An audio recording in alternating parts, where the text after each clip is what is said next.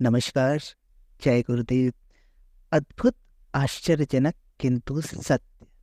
जी हाँ, ये किताब ऐसे अनुभवों का सार है, ऐसे अनुभवों का संकलन है जहाँ परिजनों ने गुरुदेव के आशीर्वाद से, कृपा से अपने जीवन में चमत्कार पाया, अपने जीवन में परिवर्तन पाया, अपने जीवन में कुछ ऐसा पा लिया जिनकी उन्हें उम्मीद नहीं थी। हालांकि गुरुदेव जब तक भौतिक शरीर में रहे तब तक अपने हर शिष्य, हर परिजन को ये कहते थे कि बेटा, मैंने तेरा काम तो कर दिया, पर ये किसी को बताना मत।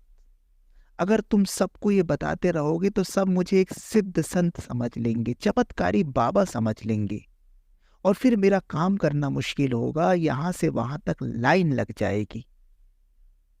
मुझे आदेश मिला है एक लोक सेवी का जीवन जीने के लिए, लोगों को अध्यात्म का सही मतलब समझाने के लिए। अतः मेरी चमत्कारों को तुम कम से कम मेरे जीते जी, कम से कम मेरे भौतिक शरीर में रहते हुए मत बताना। तो हालांकि गुरुदेव के जब भौतिक शरीर में वो थे तो भी कुछ साधक, परिजन, शिष्य अपनी घटनाओं का उल्लेख कर देते थे, किंतु फिर भी गुरुदेव इन सबको मना करते थे। गुरुदेव का भौतिक शरीर छूट जाने के बाद एक किताब प्रकाशित हुई, अद्भुत, आश्चर्यजनक किंतु सत्य। उसमें उन परिजनों की, उन शिष्यों की भाव विभोर कर देने वाली कहानियां हैं, जिसमें उन्होंने गुरुदेव के चमत्कार को साक्षात अनुभव किया। गुरुदेव के भौतिक शरीर छोड़ देने के बाद भी सूक्ष्म जगत से गुरुदेव कैसे काम करते हैं, स्थूल शरीर में रहते हुए गुरुदेव ने कैसे लोगों का जीवन बदला, इन्हीं सब कहानियों का संकलन है इस किताब में। तो इस किताब की श्रृंखला में जो कहानियां आएंगी वो शिष्यों के स्वयं के अनुभव है। हम उनका नाम लेकर यहाँ पर इन कहानियों को पढ़ने का प्रयास करेंगे। इन कहानियों को आपको बताने का उद्देश्य किसी प्रकार के अंधविश्वास या अंधश्रद्धा को बढ़ावा देना नहीं है, बल्कि ये कहानियां आपको बताएंगी कि अगर अपने गुरु में, अपने आराध्य में, अपने इष्ट में एक निष्ठ हैं हम, समर्पित हैं हम, श्रद्धावान हैं हम, तो निश्चित रूप से हमारे जीवन में भी चमत्कार हो सकते हैं। गुरु कृपा से क्या क्या संभव है, कैसे थे हमारे गुरु, कैसे हैं हमारे गुरु, इस सब का सार है ये किताब। तो इस किताब की एक एक कहानियां एक एक वीडियो के माध्यम से आपके सामने हम प्रस्तुत कर रहे हैं। आप भी इनका आनंद लें और अपने जीवन में अपने आराध्य, अपने इष्ट के प्रति समर्पण भाव लाएं। समर्पण से चमत्कार घटित हो सकते हैं। तो शुरू करते हैं। आशा देवी शर्मा जी बतलाती हैं कि घटना 14 जुलाई 1989 की है।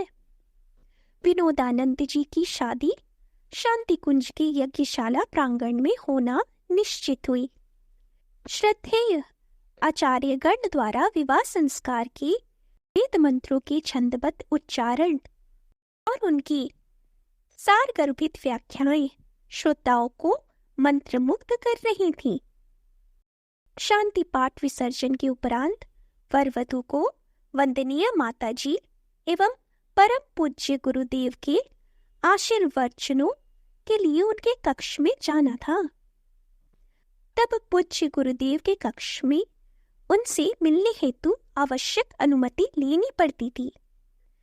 परिजन दूर झरोखे से ही गुरुवर के दर्शन कर लिया करते थे। वर वधू के आशीर्वचन हेतु गुरुवर के कक्ष में जाने की अनुमति तो मिली, लेकिन फोटो लेने की नहीं अनुमति मिली। अब हमारे मन में मचलती सी भावना थी कि शादी के इतने फोटो खींचे गए, पर हमारे परम आराध्य के सानिध्य के बिना तो वर वधू के सारे फोटोज अधूरे ही माने जाएंगे। अब गुरुदेव के आशीर्वाद वाले पल के फोटो कैसे लिए जाए, यह प्रश्न हम सबके मन में बार बार कौंधने लगा। बुद्धि उपाय ढूंढने लगी। हृदय कचोटने लगा कि गुरुदेव के फोटो नहीं लेंगे तो सब चौपट।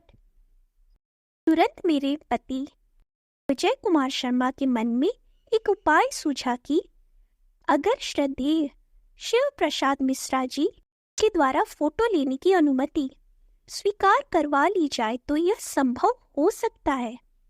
मैं और मेरे पति देव गुरुवर के फोटो लेने की अभिलाषा को पूर्ण करना चाहते थे, लेकिन मिश्रा जी ने स्पष्ट कहा कि गुरुदेव की अनुमति के बिना फोटो लेना संभव नहीं है। उन्होंने भी फोटो लेने से मना कर दिया। निराश होकर हम सब वंदनीय माताजी के कमरे की ओर वर वधू के साथ बढ़े। नीचे के कमरे में वंदनीय माताजी से आशीर्वाद लेकर ऊपर के कमरे में गुरुदेव की आशीष हेतु जाना था। मेरे पति भी कैमरा लेकर वर वधू के साथ गुरुवर के पास पहुंच गए। गुरुदेव ने बड़े प्यार से भाव भरे आशीष वचन कहे। तभी मेरे पति ने कैमरे से 2 फोटो फटाफट खींच लिए। गुरुदेव एक भेदक दृष्टि डालकर मुस्कुराए भी। हम सब बड़े प्रसन्न थे कि गुरुदेव की यादगार हमारे साथ होगी। हम सब खुशी खुशी घर लौटे। अपने घर जमालपुर मुंगेर पहुंचकर जब मेरे पति ने कैमरे की रील साफ कराई तो वे स्तब्ध रह गए। मैं भी देखकर हैरान थी कि वंदनीय माताजी के फोटो तो कैमरे में स्पष्ट आए थे, पर गुरुदेव के लिए गए दोनों चित्र बिल्कुल सादे आए थे।